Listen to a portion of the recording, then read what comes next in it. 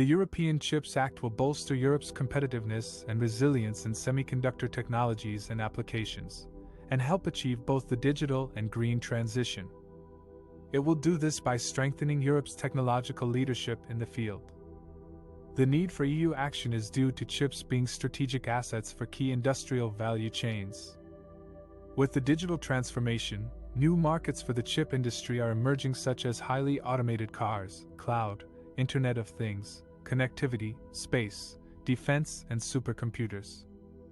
Recent global semiconductor shortages forced factory closures in a range of sectors, from cars to healthcare devices. This made more evident the extreme global dependency of the semiconductor value chain on a very limited number of actors in a complex geopolitical context. The findings of the CHIPS survey, launched by the European Commission, highlighted that industry expects demand for chips to double by 2030. This reflects the growing importance of semiconductors for European industry and society. There will be challenges in meeting this increasing demand, especially in light of the current semiconductor supply crisis.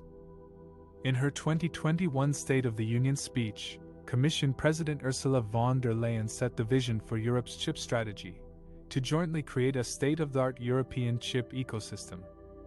This will include production, as well as connecting the EU's world-class research, design and testing capacities.